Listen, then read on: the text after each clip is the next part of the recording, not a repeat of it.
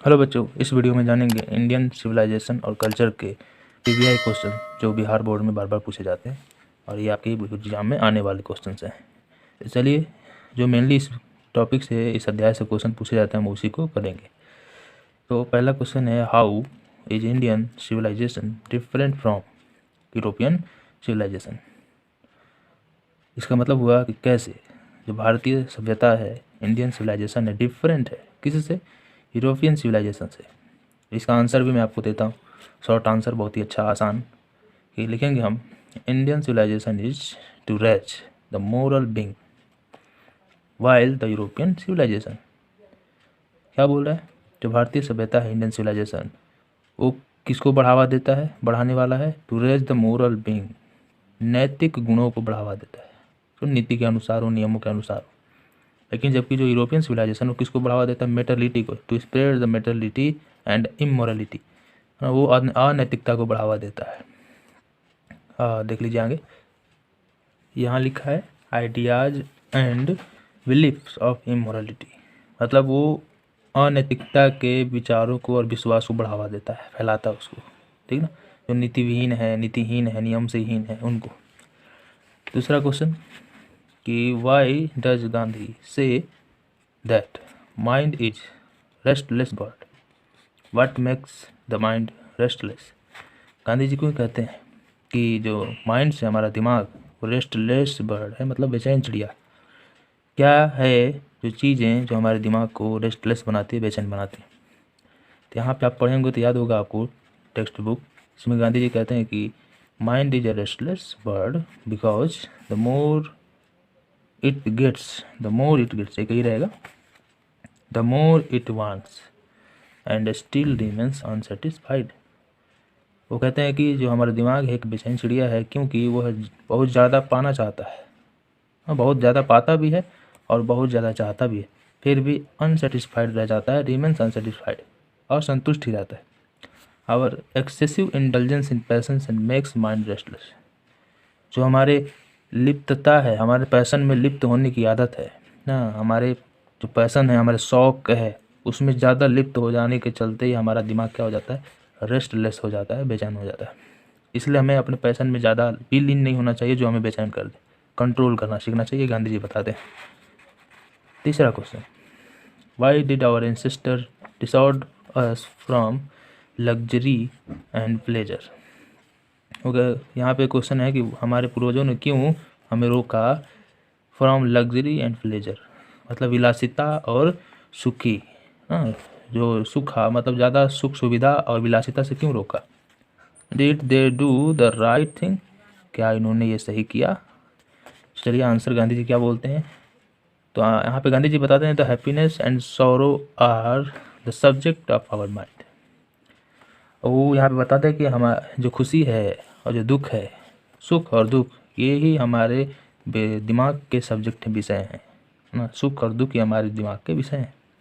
And pleasures make our mind restless, ये जो luxury और प्लेजर है ना, ये जो विलासिता और सुख सुविधा है, हमारे दिमाग को रेस्टलेस बनाते हैं, बेचैन बनाते हैं। सो आवर एंसेस्टर, इसलिए हमारे पूर्वजों ने क्या किया, डिसऑर्ड फ्रॉम लग्जरीज, हमें रोका इन चीज़ों से। In doing so they way right, ऐसा करने में वो सही है, ऐसा गांधी जी कहते हैं। और ये भी उन्होंने देखा कि the happiness is largely depend on our minds, यानी हमारे जो खुशियाँ हैं वो किस पर निर्भर करती है, हमारे दिमाग में, है ना, जैसा हम सोचते हैं वैसा हमें दुख और सुख का अनुभव होता है। इसी को देखकर उन्होंने हमें लग्जरी और विलासिता और सुख सुविधा से ज़्यादा रोका कि ज़्यादा इसमें लीन मत हो, नहीं तो हम दुख आने पर परेशान हो जाएंगे, इसीलिए ऐसा करने से हमें रोका गया। तो ये सही बात है।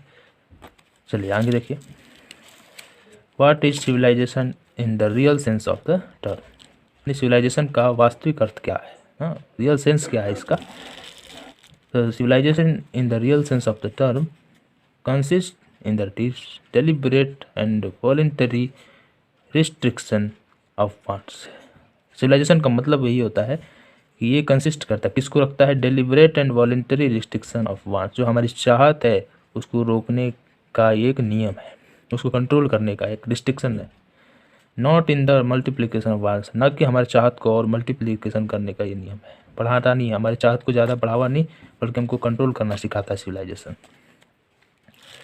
5वां क्वेश्चन, तो ये सब रिपीट हुआ, कई बार प्रश्न आ चुके हैं और ये सब आते हैं, इसलिए मैंने सारे क्वेश्चन सेट कर दिए हैं जो आपके एग्जाम में आएंगे। How did our ancestor enjoy true home rule, कैसे हमारे पूर्वज जो ट्रू होम रूल है, जो हमारे घर के नियम है, होम रूल्स, अपने नियम बनाकर अपने राज करना, कैसे उसका एंजॉय करते थे, आनंद लेते थे। तो बताते हैं यहाँ पे कि our ancestor prefer to live away from the large cities.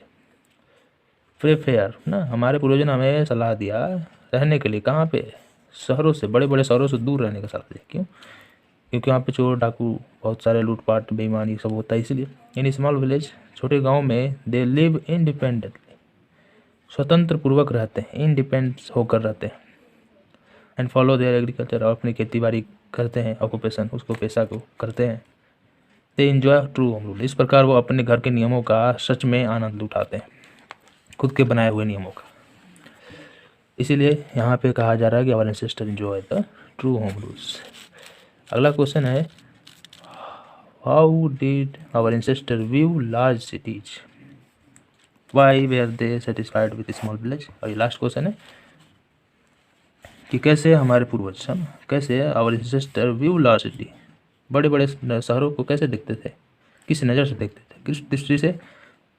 Why were they satisfied with small villages, क्यों वे लोग संतुष्ट थे उस छोटे से गांव में, गांव से छोटे गांव में रहना क्यों पसंद करते थे। तो यहाँ पे बता रहा है जो हमारे एंसेस्टर हैं, व्यू दैट, हमारे एंसेस्टर ने देखा कि large city would not be proper place to live, जो बड़े बड़े शहर हैं, लार्ज सिटीज़ हैं ना, large cities would not be proper नहीं है, खास नहीं है, खास स्थान नहीं है रहने के लिए।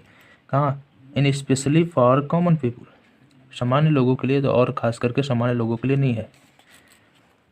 That would be the place of thieves, robbers, prostitutes, वो कैसा जगह है, किस प्रकार का जगह है, तो वो चोरों का, डाकुओं का और वैश्याओं का जगह होता है। यहाँ पे सामान्य लोग रॉब किए जा सकते हैं, the common people would be exploited there, वहाँ पे उनको लूटा जा सकता है, उनको हड़पा जा सकता है, इसीलिए।